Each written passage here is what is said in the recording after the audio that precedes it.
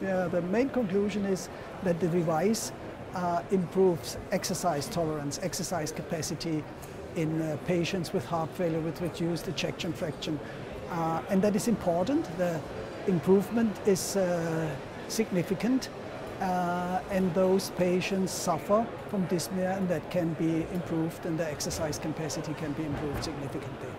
It also, and these are the secondary endpoints, reduced hospitalization from heart failure quite tremendously, and in comparison with prediction scores for heart failure mortality, it also reduced mortality.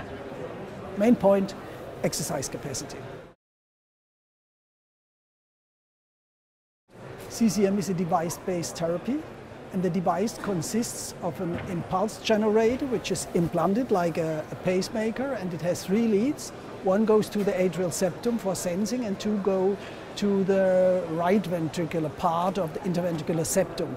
And it delivers a stimulus during the absolute refractory period, which is during the R wave, and this stimulus influences process in the heart like protein phosphorylation, which immediately increases contractility, and over a while the stimulus results in an alterated gene expression, and this new gene expression profile is more favorable and improves left ventricular function and left ventricular geometry, so it induces remodeling. It is needed because many patients with heart failure, also we have good drugs, still suffer. And there is a particular subgroup, this is the patients with a QRS smaller than 130 milliseconds. They do not qualify for a device like cardiac resynchronization therapy, and they can benefit from this CCM therapy. In fact, it was investigated in a group of patients with ejection fraction between 25 and 45% and a QRS below 130 milliseconds. HFrEF-C is a randomized study which has been based on data from a previous study, which shows that patients with an ejection fraction between 25 and 45% may benefit particularly from this treatment. So 160 patients have been included.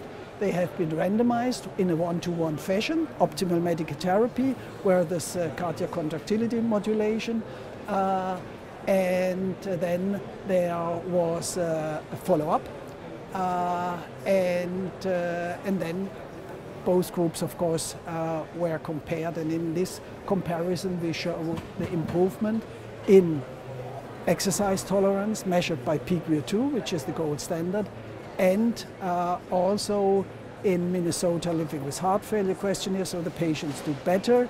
There is improvement in the New York Heart Association functional class, and also in this trial we already show that there is a reduction in hospitalization and a reduction in mortality. You know, a randomized clinical trial, this is a special situation because you have many of exclusion criteria. You optimize the cohort which you want to study, and the registry gives you the real-world data which we see in the daily practice with our patients. And therefore the registry is needed, and we included 140 patients in the registry, and the follow-up was 3 years in total, 3 years for mortality and 2 years for hospitalization and quality of life.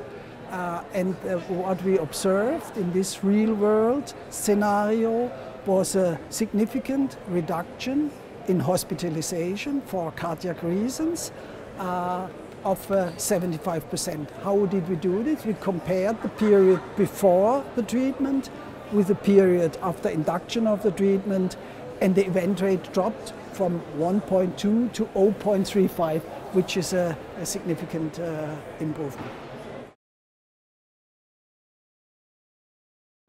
In the last guidelines, cardiac contractility modulation therapy was mentioned, and it said it may be considered in a subset of patients who qualify for this procedure. And I think there is much more strength now to this recommendation. I think one may really consider CCM in a patient in ejection fraction range between 25 and 45% with QRS below 130 who would not qualify for CRT and who still has symptoms, and this patient has a good chance to significantly benefit with respect to this exercise capacity, quality of life, but also with morbidity, mortality significantly from the device implantation.